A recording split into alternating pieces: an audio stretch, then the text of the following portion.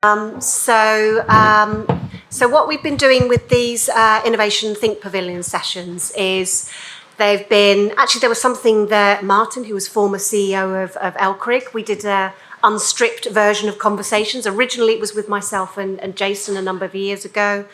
But what we have at LCRIG is we have an infrastructure innovation board. And actually, we've got a couple of the board members here. We've got Adam from Electricity Northwest, who provides some of the utilities side of things. We have Ian Large from Blackpool Council, who is the chair of the Infrastructure Innovation Board. And Ian will talk a bit about how the board has operated to date. But one of the key things about LCRIG is you will all know how good we are at sort of events, and hopefully you've had a brilliant time over the last 24 hours, although I'm slightly worried because now my hair's moved into frizz mode. So no pictures at the back, please, till I get off the stage. But actually for us, we want to move into much more conversations about what is the next level of innovations. You've seen innovations here. These are innovations that people are developing and building now and are ready to buy now. But actually, what are we as a sector from a local government point of view? What are should we be encouraging suppliers, supply chain, even ourselves to start preparing for? So we're going to start with just a bit of a sort of a fireside chat between Jason and Ian. And then hopefully some of yourselves will sort of input and we can see where we should go as a sector and also where LCRIG might start to encourage suppliers, whether it be the big tier ones or some of the smaller innovators, to start thinking about what are the next sorts of things that local government are thinking about and needing and wanting. So without further ado, Ian, do you want to talk about how the Innovation Board came about and what we've been doing in the last few years, really? Yeah, certainly. I'll stand up. So the Innovation Board was formed, brought together to meet a need, an ask. So we had lots of people coming to us with great ideas and innovations, asking for some input. So we thought it would be a good idea to gather a group of board members with interest in different areas, Adam's utilities and highways, and get them in there so that when people came to us with ideas, this is broadly speaking in the early days, that we could comment on it and give them some constructive feedback. Martin was involved in some of the early stuff, so that we could, innovators are great, but they tend to be really point focused on the innovation they've got, and they tend to be a bit blinkered. So just a little bit of input. My thought was at the time we could offer some advice early to help form their idea, so they'd have a more successful thing, whatever that is, and as clients we'd have the thing that we wanted, rather than them innovating and getting so far down a journey that when they've got some input, they've got to backtrack. So that was broadly the premise of it, which worked well. We had some good success. We ran a couple of competitions. We got innovators coming in.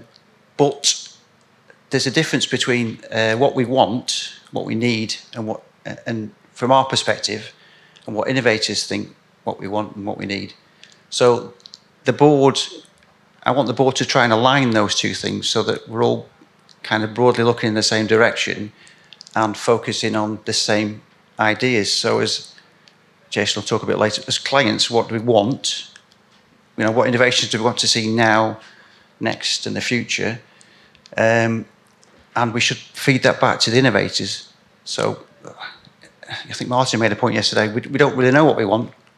There's that end of the spectrum. Someone will come out with a really good new thing that we hadn't thought of. But there's also, there's a plethora of in between there where we can innovate and make things better. Revolution, evolution, things evolve, that's still innovation. It doesn't need to be a physical thing, it can be a policy or a process. So what we're trying to do now is ask the clients, the local government people, what do you want to see, in which areas do you want to see innovation, to get some ideas in, so we can point those ideas at the relevant innovators. Hopefully we'll align the two so that the innovator's busily doing his thing, knowing he's got clients who want what he's doing. As clients, we'll get the things we want. very basic, but I mean, that's what happens. So I'll give you an example. We were speaking to an innovator came to us with this great highway works. It was a ramp with barriers, it had little adjustable feet. And he looked at it and thought, that's great, that's a really good innovation. You could adjust the angle against the curb line. It weighed 150 kilos. So and he hadn't even thought of that. And we said, it's just too heavy. It just won't be used. So I think he went away and chopped 70 kilos off it. So it's that, but if we hadn't have had the input, he'd have gone to market with this thing and everyone would have said, it's too heavy, mate. So that's a bit of a basic example, but broad premises is what do we want to see? Do you want to see more automated, robotised crack repairing machines? Do you want to see a product that sets faster? What do you need? That's broadly where I'm coming from. Jason? So this is where I get to play devil's advocate. So in our journey of developing the innovation procurement system and thankfully drawing on many years of my work in innovation in highways, the challenge we've had is saying, what do you want and why do you want it? Now, there's two tracks of thinking. There's the market will innovate and provide that we don't know what we need, so the market will take the economic risk of providing it. Sometimes that happens. Yeah. A lot of the time, Ian, what you're describing is the fact that the highway client has to have an understanding of what strategy they want. Now, let's take the UK context, because we do this in the UK. In looking at this festival over the past 3 years, we've seen the innovation in drainage go away and the innovation of digital appear. So, yet there's still amazing things happening in drainage, especially now with all the challenges in utilities and water. So, as the challenge you have as a buyer of innovation is saying, how does that align to what we want to do and how does it drive a market so it still makes economic risk? You can't go too far away because the market won't provide it. Now, LCRIG, in my view, is very, very well poised with the Innovation Board to have an agenda that goes out and makes sense of all of the various chartered bodies, all of the various utilities, the roads. There doesn't seem to yet be that sense-making that sets up for the market that says, do we believe in autonomy? Let's just take autonomy. Yeah. Autonomy, every highways manager, and probably you're all highways managers, in the room will say, autonomy is not an issue for us as long as policy supports it and insurance take those off the board. The biggest challenge is electrifying our street scene. So our national grid, which we need £2 trillion to upgrade, they've just started that next generation network bit, and the local problem is a utility and a systems thinking piece. So the Innovation Board, ideally, long-term, would begin to say, well, not long-term, I guess, Ian, what is long-term? What are we talking about? Let's put some time around this, because I think I've struggled to with everybody. It's very amorphous. What do you want? When do you want it? Yeah. How do I know that you've gotten there? So what is long-term? Long-term. So Long-term. Is a long-term. So that's the aspirational, it's my opinion. Long-term is, high streets full of autonomous vehicles riding around, delivering parcels or people. And the long-term for that is the infrastructure that's needed, the way it's set up. That's a way off yet. I know we're in the early stages of that, and that means that that future is uncertain. We don't know what that looks like. But for you as a man who's managing a team that's managing an asset, so you are not managing for autonomy. So the conversations I've had with supply chain is saying, what my innovation, does it fit? In this process, I've gotten that a lot. And I say, if someone say that they want to buy it, then yes, it fits. Yeah. Moving on, the question I would have is, you see a lot of focus on what is the strategic outcome. Is innovation there to fundamentally change the system? My bugbear, I would say no. I would say it is an incremental process Yeah. where you're striving for the next, but the future is always, as you say, unknown. But I put the onus on client, I put the onus on the network operator to determine in 5 years, what does it look like? Now, of course, at the national level, we have teams that do that, but we don't necessarily have that at the local level. No. But most of our highways asset and the thing that keeps our communities moving forward and our safety cases, especially on A roads and B roads, are at the local level. So to me, I'm keen to see innovation and market respond to not automation for automation's sake. I'm keen to see the safety case. Where do we remove the safety for every person on the highway at speed? I haven't owned a car since 2003. Can you imagine that? But I drive all of the time because I don't want to own an asset that is not being used, mainly on the circular economy and all that piece. But yet I want to get to the point where transport to me is modular and I don't actually have to drive it. Yeah. And now people think I'm nuts. It's because just on my way here, I'm coming up the A46. I'm driving a Fiat 500 because I rented the cheapest thing possible. Don't laugh at me. Don't laugh at me. But it's a nice car, brand new, picks up. It's an engine with 4 tires. Yep. And long story short, it's raining, it's dark, 11 o'clock Monday night, and I had a lorry come across my bonnet. And it's, I drive a lot, but next thing I know, I'm on the underside of the back of a lorry. Those use cases, those abilities to protect human life, to me, have got to be the core of automation, the core of the next bit. So I guess you as directing significant funds into innovation, looking at this, what's the agenda for telling the market so that people like me who are out there trying to, in essence, develop the chicken to lay the egg? Yeah. How do we begin to say what are our strategic priorities? But in that scenario you've just talked about, with the automated, the safety that brings, the automated brings, what would the network that's operating on look like? Yeah. That's what I'm thinking about. So am I investing in my network now in a particular way? It's going to last 20 years. Is that the right thing to do? Is it we'll have to change it to deliver the innovation you just described? Will it fit? Are we fitting that innovation on top of our network as is, or are we changing both of them or one of them? And then, I guess that now we're into the how part of our bit, and no one really wants me to climb on really top of my tall horse here. But the how, there's a role to play for the private sector to identify an opportunity and do it, to build it, and they will come. The problem I see then is that the buyer, the public sector body who's the steward of the network, says, I want that gadget. It seems to fit my strategy in the now or maybe the future, and or in the next, I'll take that risk.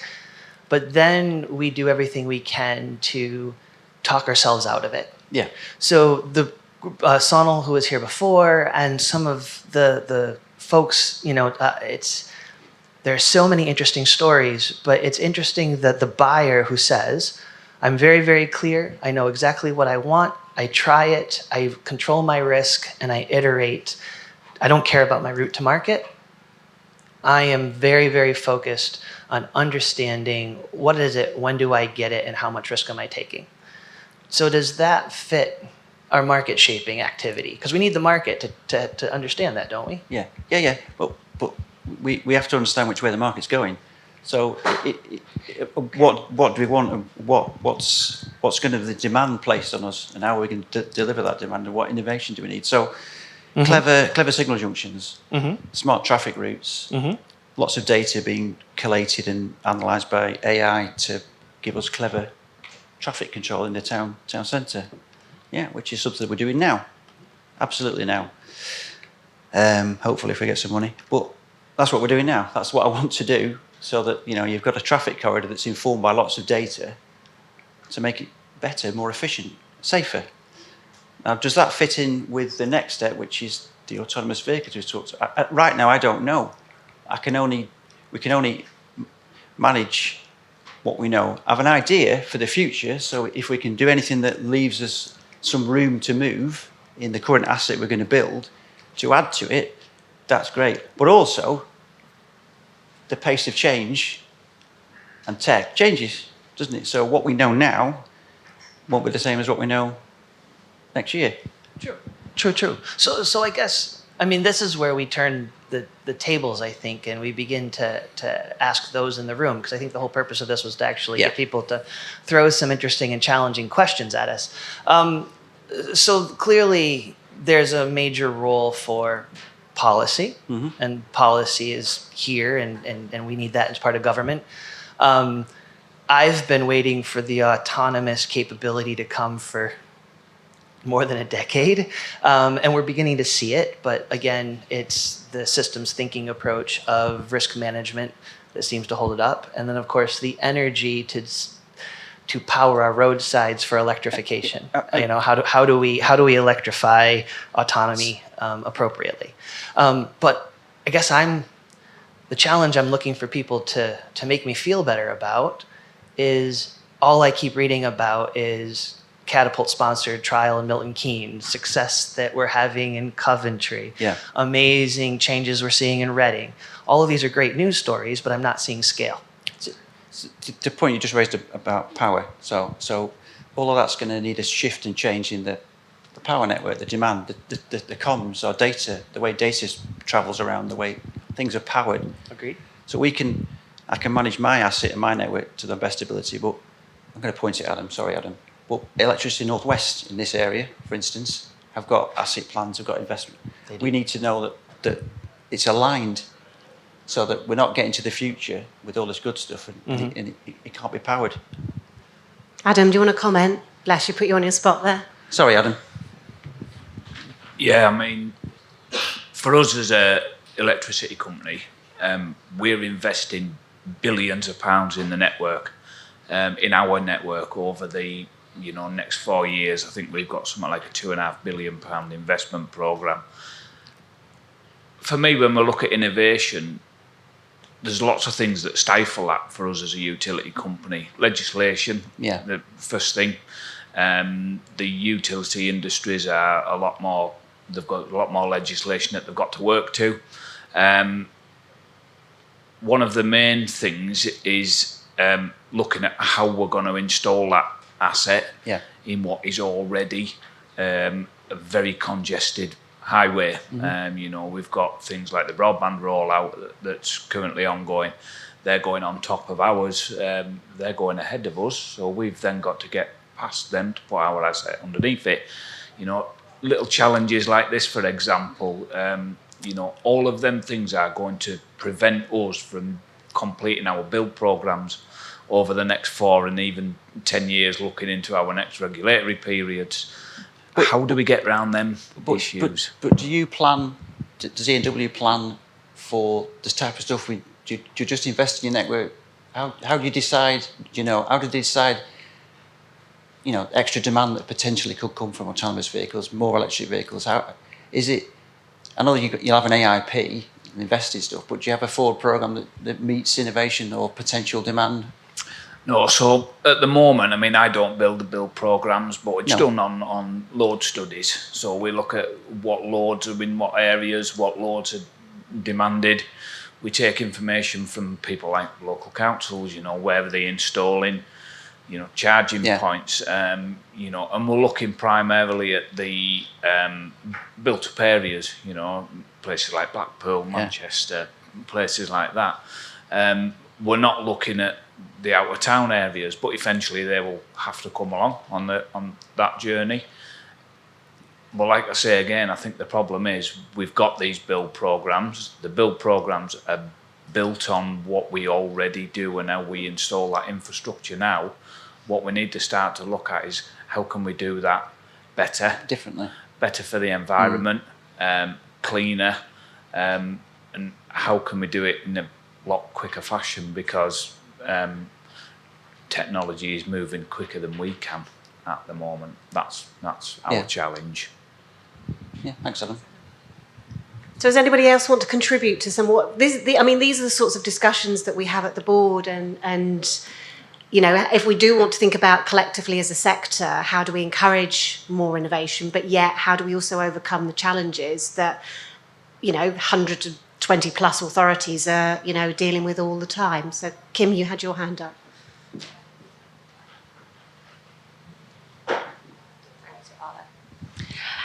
You mentioned that locally we don't often think too long term. Long term. Yeah, you're right.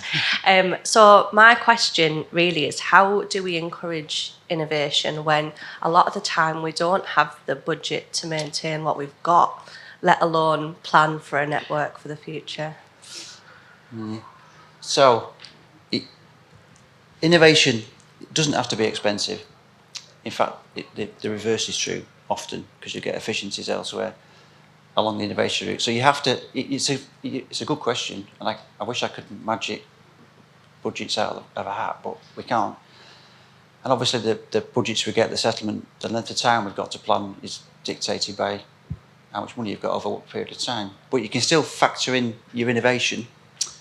It is difficult, so I try and look at innovation as a plus, and it is a plus, not as a minus. People often go, you know, it's working now, it's not broken. Why do you need change? But you've got to get better. You've got to for me, it's about giving yourself opportunities in the future. If we just carry on what we're doing, when the next good idea comes along, you won't be in a place to utilise it. Or to utilise it, you'd have to invest significant capital or change to deliver it. If you try and, I don't know, cover the bases of innovation as you move forward with the little bit of money that we've got, leave yourself some open doors with that, then you're in a better place. But it is difficult, it is tricky. But you should encourage it, because you can save money, time, cost, and better efficiencies if you innovate. It's just a bit of a shift of mindset, I think. And are there any tips that you can give local authorities in terms of communicating that message with members? Yes. No, it's fine. You need to bring your elected members along with you on the journey. So elected members are great people, genuinely, if there's any in the room.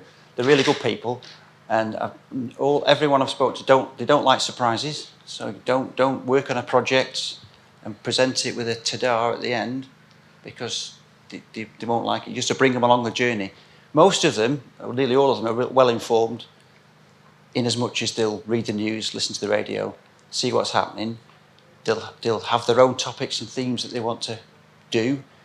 Broadly, if you can get them to align, I would say talk to them a lot, get them on board, speak to them, ask them about what their aspirations are, what they think the future looks like.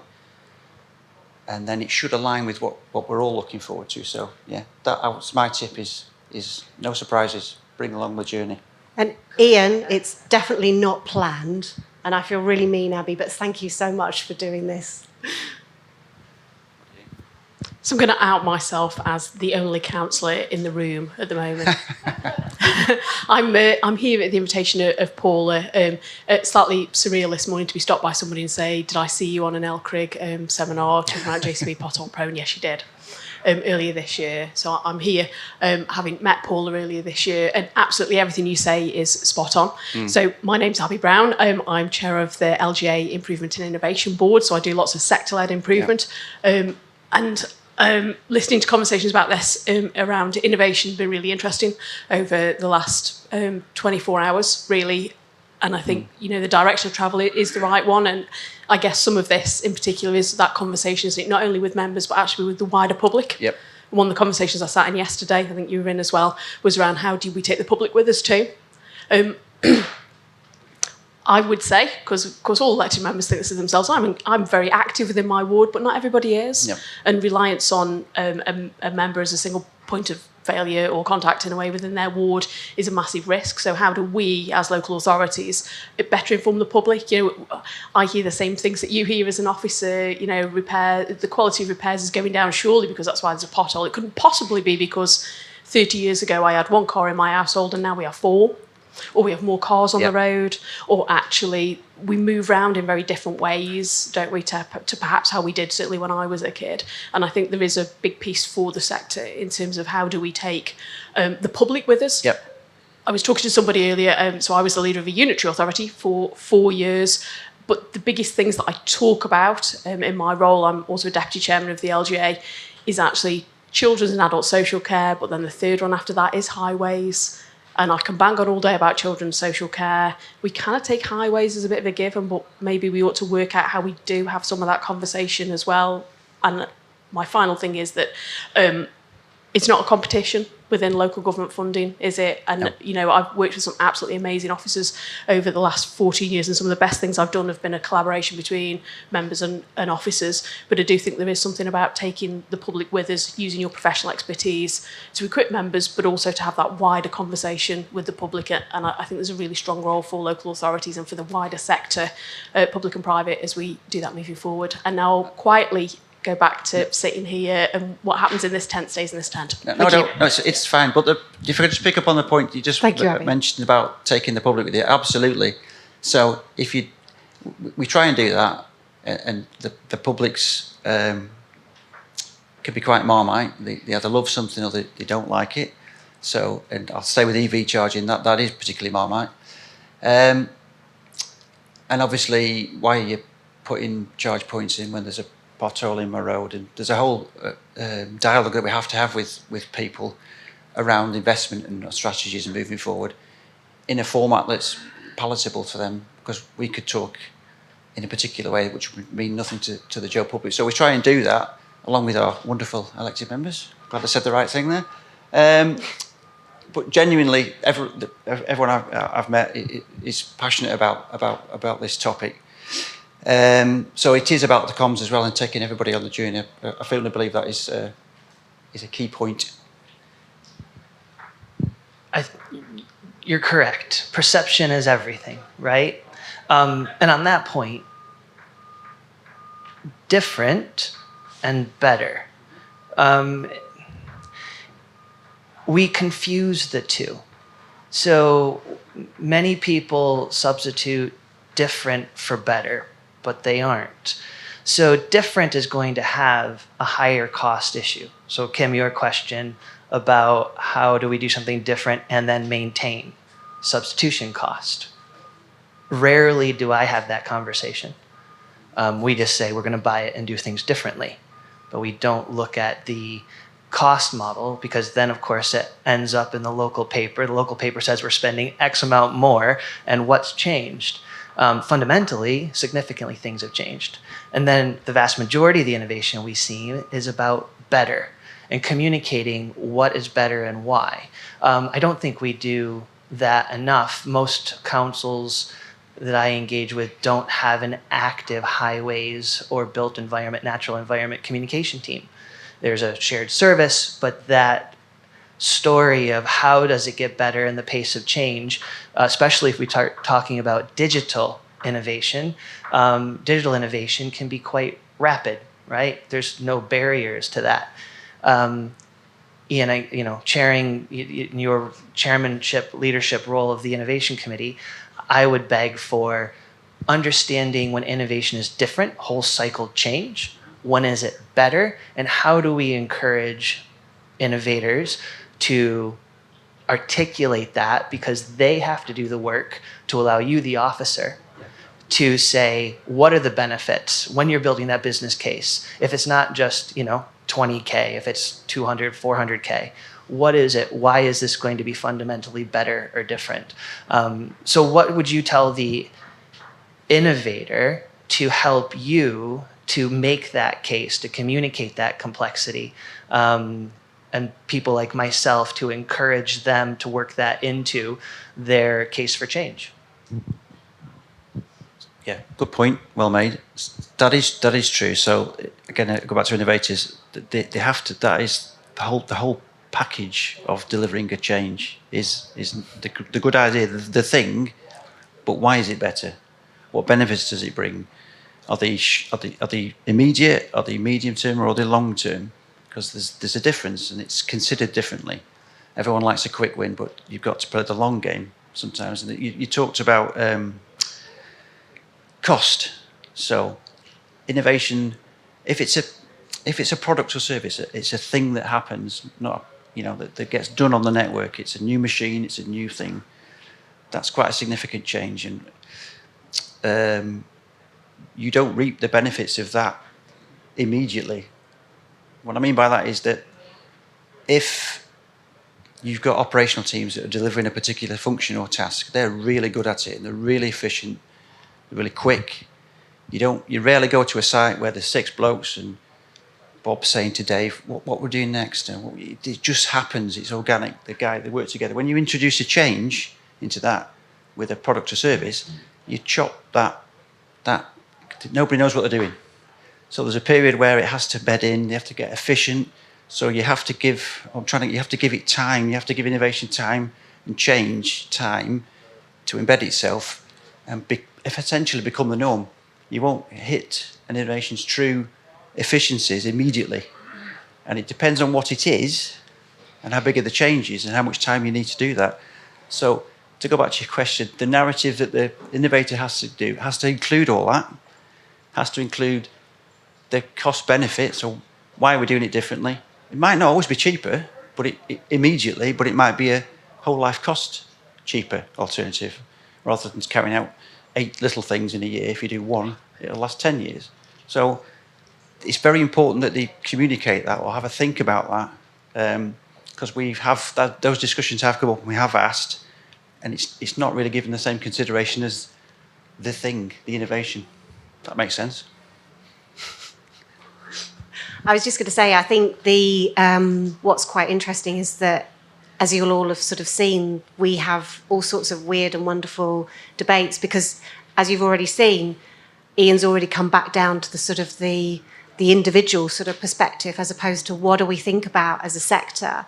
And this sort of debate and conversation is something that we will continue beyond today. So we would love yourselves to sort of perhaps contact us, get involved in these discussions, because it is great seeing all this innovation here. But if we want to have power as a sector that is a sector with buying power, then we will have to think about how we work together as local authorities to think about what are the sorts of things we want to encourage innovators to prepare or get ready for us, because they're not going to do that if we're not going to give them certainty of buying. Because at the moment, the innovations we see, in fact, I was talking to Martin Duffy this morning. Curbed It were here last year with just a little idea. Mm-hmm. I say a little idea, that's not fair. It was an idea. This year, they've come back and they have a product. That's one innovator. And they take an awful lot of risk. And again, if we as a sector want to be ahead of that innovation curve, then we really need to be starting to talk about not just the innovators that come into the innovation board, but what are we going to say to people? Are we going to start to release challenges? Are we going to get a number of local authorities together and say, do you know what? At least 50, 60 of us, we want you to think about innovating in this area. We need this. Otherwise, we're always going to be in that incremental phase. Yep. And we're always going to be on the back foot of how innovation happens in our sector. It's just going to be incremental. It's not going to be forward thinking. Whether we can get that, I don't know, in the last 5 minutes or so. But again, part of this tent is having these sorts of debates, these thinking ideas, and where do we go from here? I don't think we ever thought we would solve it just in this session. No. But you can see the challenges. Yeah. Another point, if anyone can think about this as well, is if you've seen an innovation and thought, that's really good, that'd be good for us, but you haven't taken it up, why? Why haven't you taken it up? What are the challenges? I know it's a really easy question to ask, but quite difficult to answer, but are there any key ones that we could look at as a sector? What are the challenges? Great idea, great innovation. What stops you using it? Tony? Excellent. Thank you. Tony Hemingway, Transport for Greater Manchester. I think one of the things that stops us sometimes is risks and knowing what them risks are. Mm-hmm. So I work with 10 local authorities in Greater Manchester, and we tend to look at innovation, but when we get these companies that come in with this new innovation, the worry is that risk. Because at the end of the day, if we're onboarding these innovations and there's money involved, Yeah. we're having to spend public money. And we've got to be so careful with doing that. I mean, it's hard enough to try and procure anything within local government now. But does the board actually look at the risk when they speak with innovators? Yes, in answer to that. So risk is always a factor. It's one of the factors. Who carries the risk? Well, the answer is both. Both of you carry the risk. So, so if somebody comes to us with something and and it's considered and we get comments on it, it depends where it is in its life. If it's an early idea, then it's nowhere near going to be ready to go out and be used. If it's well on, and it just wants some comment, that's different. So you've got to remember that innovators want to succeed. Nobody wants to fail. So that if an innovator says, yes, it's ready to be used, they're confident in use. But it's a judgment on, it's a balance on. So if they came to you with something to use in the network, you'd ask particular questions about longevity, robustness, cost, etc., availability of repair.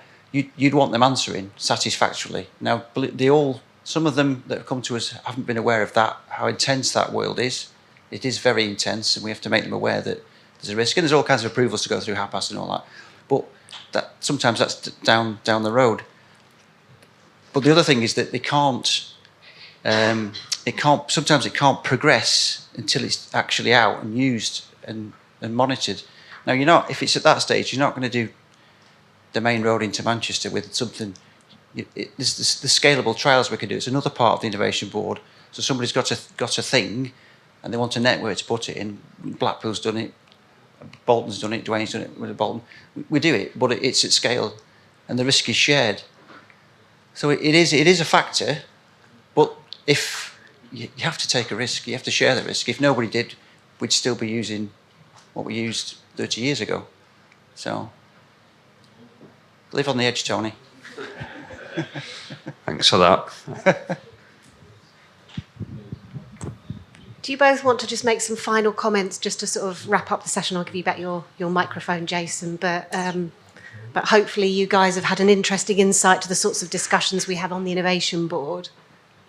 Maybe talk about risk. Would you like to go first? Oh, there you go. Well, talk about risk. Your use case of I'm spending X pound on Y innovation for Z outcome, what's my risk? Risk is something that it's close to me, meaning you, the buyer, and I disagree about sharing. Okay. In this space, the supply chain are wanting to get pounds for more for growing businesses. Ethically, I'm assuming that everybody has proven their innovation. If you're a charlatan and you're not proving, that's one thing. Mm-hmm. But I'm assuming that everybody that has started their built environment innovation journey can show the proof in the pudding. Mm-hmm. The funny thing is that in my observation, the risk tends not to be with the highways leadership team. In terms of the perception of risk, they're quite comfortable. People in your role are saying, I'm comfortable with that. It tends to be the wider council who say, whoa, can you convince me that this is going to be the case? Partly, as you can tell, my accent is not Bristolian. Partly the observation that we have here in Britain is that we won't generally take a step until we're convinced that we're going to be successful. Not always, but that tends to be the bias. So getting that ball rolling, getting that perception going, I've found as a tool, asking people, what is the worst case scenario that could possibly happen if we do this? And if that worst case is not acceptable, then we won't. Part of the challenge is actually building in that innovation business case, and the risk, especially if you're doing a 5-case model, although we haven't seen a lot of that in innovation, is actually articulating that worst case scenario. And we tend to try to make it all lovely roses and smelling pretty, instead of understanding that we want to learn quickly, and we want to fail. And that brings back to our communication piece and setting expectations. Yeah. We actually, I think, as a sector, don't do that as well. It's in my digital place, and doing digital, we do that all the time. Yeah. I talk about failure, but as a sector with broad brush, I would absolutely love to begin to understand the risk of fail. What does it look like if this doesn't work for us? We know it happens, especially around materials. I can go ask all these folks, and they'll tell me every failure they've ever had. Yeah. Oh, that didn't work so well. Don't tell anybody. But is there a culture issue that we begin to say, for innovation to go faster, to do more, for substantial change, for risk to be seen as a good thing to limit cost in the long term, because we know that we've experienced it? Risk to issue, shall we say? Yeah. So I disagree with you. So. Let's not fight on the stage. Sorry. No. But in terms of risk, it is shared in relation to it's never been in the road before, so there is an element of. But actually, in capture, what is the worst case scenario? If it doesn't work, what happens? Innovation always has failure. Else, nobody's innovated something that's in every iteration was 100% successful. So you have to expect failure. You have to be prepared to affect that. And failure is great and positive if you use it and learn from it. If you repeat failure, that's which we all know. So that's what you shouldn't do. So yes, if something fails, you should learn from that and then not repeat it. So that's obviously an obvious thing to say, but it's missed sometimes. That's linked to the people accepting risk. That not everything you do will be 100% successful, but not everything you do will be 100% failure. So that's the learning process. That's what we need to encourage. That more people to embrace that. That element of failure is not a terrible bad thing. It's not the end of the world.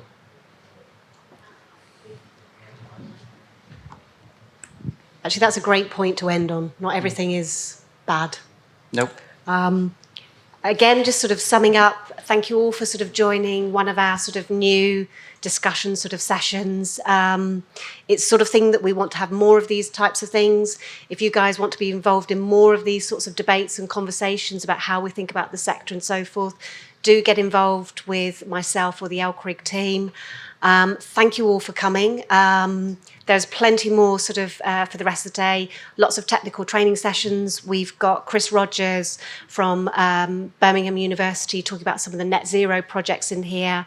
And later today, Sean Rooney from Oxfordshire County Council and myself, we're talking about how AI is started to be used in local authorities, which is a sort of an area that we are being regularly asked about by local authorities about what should we be thinking about if we're introducing AI, whether that's in surveying or anything else like that. So thank you very much for joining us. Please put your hands together for a lively sort of but very gentlemanly discussion between my two colleagues, Jason and Ian. And please put your hands together. Thank you very much.